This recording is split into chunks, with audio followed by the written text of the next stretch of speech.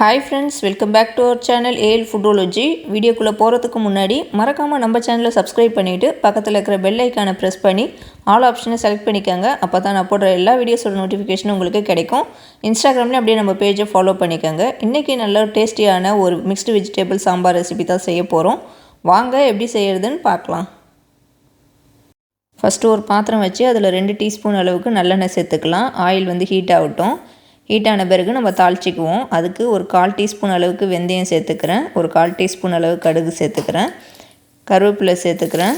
இது நல்லா பொரிஞ்ச பிறகு நான் ஒரு 10 சின்ன வெங்காயம் வந்து கட் பண்ணி வச்சுருந்தேன், அதை சேர்த்துக்கிறேன். வெங்காயம் சேர்த்துட்டு நம்ம லைட்டாக வதக்கி விட்டுக்கலாம். வெங்காயம் நல்லா வதங்கிட்டு இருக்கிறப்பவே நான் பெருங்காயத்தூள் வந்து சேர்த்துக்கிறேன்.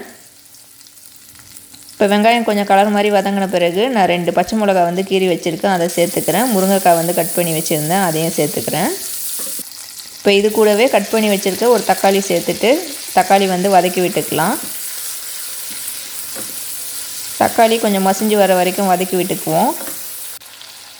இப்போ இது மாதிரி நல்லா வதக்கிட்டு நான் கட் பண்ணி வச்சுருக்க 2 கத்திரிக்காயை இதோட சேர்த்துக்கிறேன்.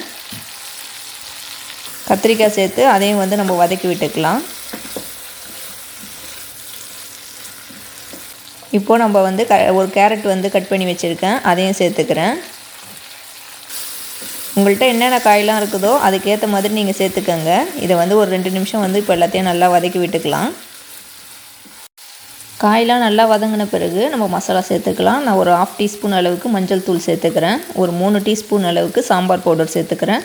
உங்கள்கிட்ட சாம்பார் பவுடர் இல்லைன்னா மல்லித்தூள் சேர்த்துக்கோங்க. இப்போ வந்து இதை ஒரு 10 செகண்ட் வந்து நல்லா வதக்கி விட்டுக்கலாம். இதை வதக்கி விட்டுட்டு இந்த சாம்பார் காய்க்கெலாம் வேகிறதுக்கு தேவையான அளவு தண்ணி சேர்த்துக்குவோம். காய் வேகிறதுக்கு கொஞ்சமாக நான் உப்பு சேர்த்துட்டு எல்லாத்தையும் ஒன்றா நல்லா மிக்ஸ் பண்ணி விட்டுக்கிறேன்.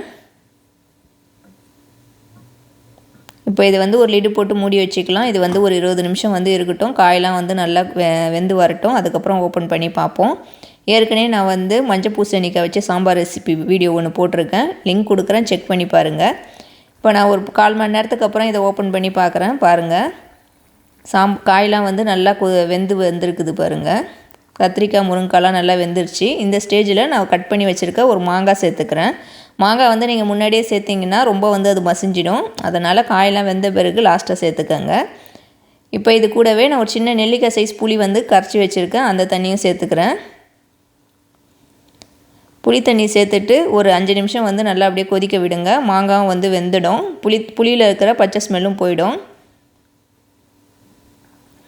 இப்போது மாங்காய்லாம் நல்லா வெந்திருக்கும். இந்த ஸ்டேஜில் நான் வேக வச்சுருக்கிற துவரம்பருப்பு வந்து இதில் சேர்த்துக்கிறேன். துவரம்பருப்பு வந்து ஏற்கனவே நான் வந்து ஒரு 1/2 கப் எடுத்து வேக வச்சு எடுத்து வச்சுருந்தேன் மசிச்சு. பருப்பு வந்து இப்போ இதில் சேர்த்துக்கலாம். அதில் இந்த பவுல்லே நான் வந்து கொஞ்சம் தண்ணியும் சேர்த்துக்கிறேன். உங்களுக்கு எந்த அளவுக்கு சாம்பார் கன்சிஸ்டன்சி வேணுமோ அதுக்கேற்ற மாதிரி தண்ணி சேர்த்துக்கோங்க. இப்போ சாம்பாருக்கு தேவையான உப்பு சேர்த்துக்குவோம்.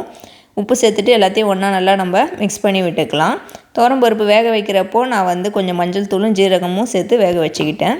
இப்போ இதை வந்து நம்ம திரும்ப மூடி வச்சுக்குவோம். இது ஒரு 10 நிமிஷம் இருக்கட்டும். சாம்பார் வந்து நல்லா ரெடியாகி வரட்டும். அதுக்கப்புறம் நம்ம ஓப்பன் பண்ணி பார்ப்போம். இப்போ நான் ஒரு 10 நிமிஷத்துக்கு அப்புறம் ஓப்பன் பண்ணியிருக்கேன். பாருங்கள், சாம்பார் வந்து நல்லா கொதிச்சிட்ருக்குது. நம்ம சேர்த்த கத்திரிக்காய் முருங்கைக்காய் மாங்காய்லாம் வந்து சூப்பராக நல்லா வெந்திருக்கு பாருங்கள்.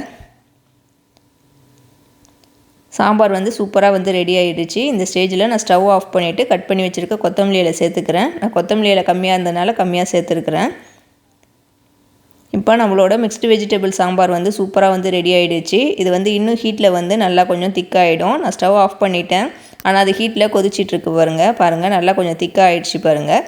இப்போ இதை வந்து சர்வ் பண்ணிவிட்டு நான் உங்களுக்கு காட்டுறேன். பாருங்கள், இப்போ வந்து நான் சர்வ் பண்ணி காட்டுறேன். சாம்பார் வந்து நல்லா திக்காகிடுச்சு பாருங்கள். இதில் நம்ம எந்த காய் வேணாலும் சேர்த்துக்கலாம். முள்ளங்கி, சௌச்சௌ அது மாதிரிலாம் கூட நம்ம காயெல்லாம் சேர்த்துக்கலாம். என்கிட்ட இருந்த காய் வச்சு நான் இன்றைக்கி வந்து சாம்பார் வச்சுட்டேன். இது வந்து ரொம்ப சிம்பிளாக வந்து டக்குன்னு வைக்கக்கூடிய சாம்பார். இது நல்லா டேஸ்ட்டாக இருக்கும். நம்ம சாப்பாட்டுக்கு, இட்லி, தோசைக்கு எல்லாத்துக்குமே வந்து இதை சர்வ் பண்ணி சாப்பிட்லாம். இது வந்து நல்லா திக்கானா வந்து நல்லா சூப்பராக இருக்கும், இன்னும் டேஸ்ட்டாக. கண்டிப்பாக வந்து நீங்களும் வந்து நான் செஞ்ச மாதிரி செஞ்சு பாருங்கள். செஞ்சு பார்த்துட்டு எப்படி இருந்துச்சுன்னு சொல்லுங்கள். இந்த வீடியோ உங்களுக்கு பிடிச்சிருந்தால் லைக் பண்ணிக்கோங்க. இந்த வீடியோவை உங்கள் ஃப்ரெண்ட்ஸ் அண்ட் ஃபேமிலிஸ்க்கும் ஷேர் பண்ணி விடுங்க. நம்ம ஏஎல் ஃபுடோலஜி சேனலில் நிறைய பேர் சப்ஸ்கிரைப் பண்ணாமல் பார்த்துட்ருக்கீங்க. ஸோ மறக்காமல் சப்ஸ்கிரைப் பண்ணிவிட்டு பக்கத்தில் இருக்கிற பெல் ஐக்கானையும் ப்ரெஸ் பண்ணிக்கோங்க. தேங்க்யூ ஃபார் வாட்சிங்.